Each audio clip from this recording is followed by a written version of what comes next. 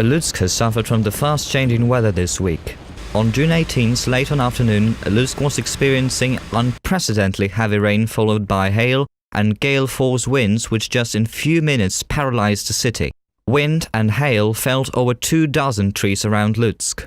District 33 and 40, which are traditionally prone to flooding, suffered the most. In some places, the water level rose up to 50 centimeters. The worst situation was observed on Sobornosti and Vidrodzhnya streets. Many drivers were forced to drive in the oncoming lane in order not to damage their cars with the water. Public transport has stopped. Taxi drivers refused to take any passengers. Pedestrians were literally swimming across the street with children on their hands to reach the other side. Meanwhile, the deputy head of Lutsk City Council, Grigory Nedopad, stated that the workers of rescue services and utilities are doing everything possible to cope with this act of nature. All emergency services are working on eliminating the consequences of the flood. Workers of the housing and utilities sector are cleaning up the houses' courtyards from broken branches, fallen trees and dangling power lines. The weather forecasts predict possible rainstorms in Lutsk throughout the week. €860,000 for city's road infrastructure. Lutsk has won a grant in the Common European Project of Transborder Cooperation between Poland, Belarus and Ukraine. The total amount of the project's fund is €2.5 million. We have applied for the grant in the last year. Within this project, together with the city of Helm, which is our main partner, we have taken a part of the money from the fund, €860,000 to be precise. This grant consists of three parts. €200,000 will go to the repairing of traffic lights according to the information from the department. Half of the sum will go for renovation of Rivnenska Street, including laying the pavement and replacing the street lights. In addition, full replacement of lighting should take place on Konakina Street. However, the local authorities cannot say when the money will be transferred to the city's treasure. The question remains open. Volodymyr Volynski or Volodymyr. The growing debate about the possible renaming of the city has become one of the most controversial in 2 decades. Youth Council at the town's executive committee has proposed to remove Volynski from the name of the city of Volodymyr Volynski. Activists have reminded that the town has received its current name at the end of the 18th century after it joined the Russian Empire. Let us not use the name which was chosen by the Tsars of Russian Empire and was meant to destroy the historical memory of Ukrainian people. Head of the city Petro Sahanyuk says that he is in favor of the renaming.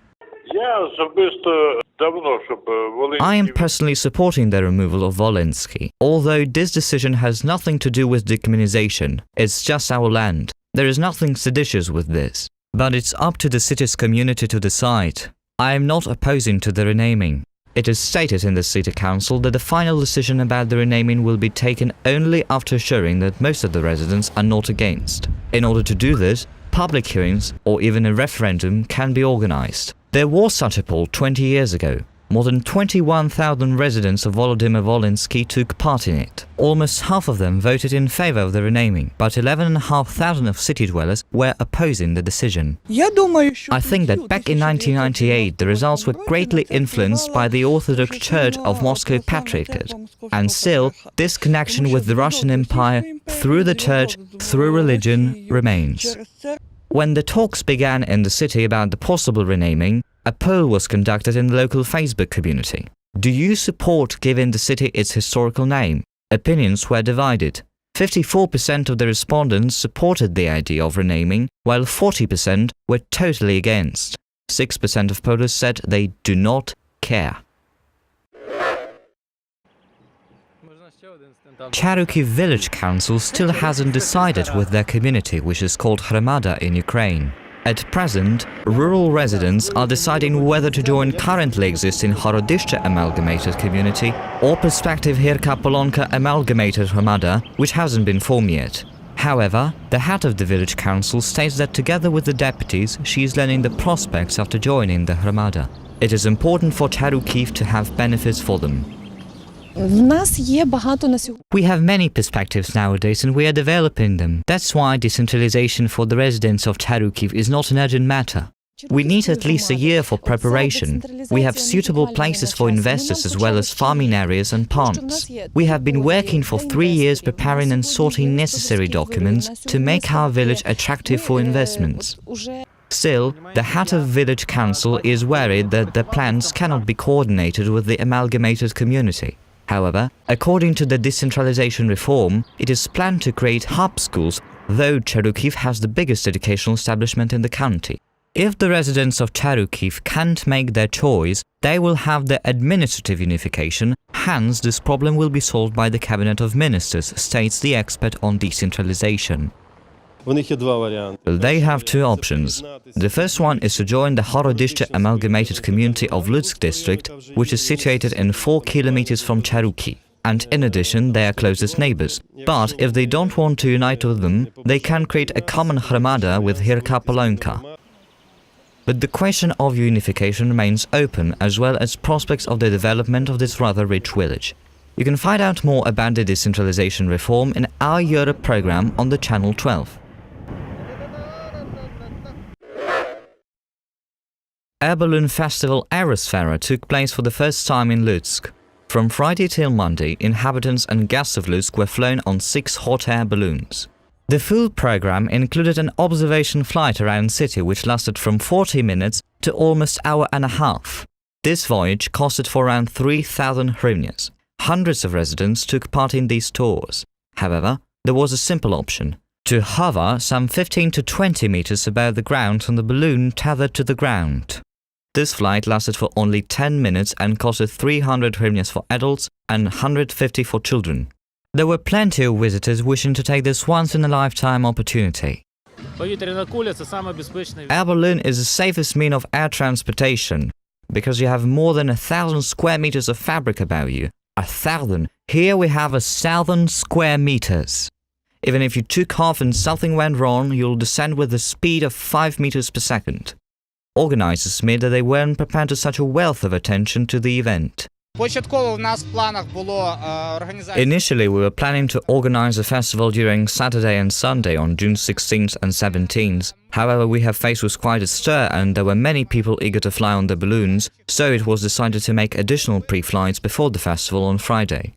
Not everyone was so happy about the idea of flying. Nevertheless, many city dwellers just came to see the show and to make a picture on the background of flying balloons.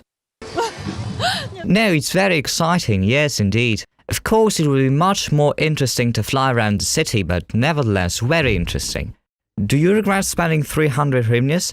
I have no regrets whatsoever. It's so cool and we can see the sunset. Just amazing, extraordinary. In general, everything was fantastic. I am overwhelmed with emotions, very happy and excited. And I believe it is important to organize such events for our youth and for our children. Festivals organizers were offering some other attractions apart from the flying experience. On the theatre square particularly, a special amusement zone for children was installed. Boratyn was named the sportiest village of the year in Ukraine. This title was given to the rural community near Lutsk within the all-Ukrainian social project, the Rural Inspector.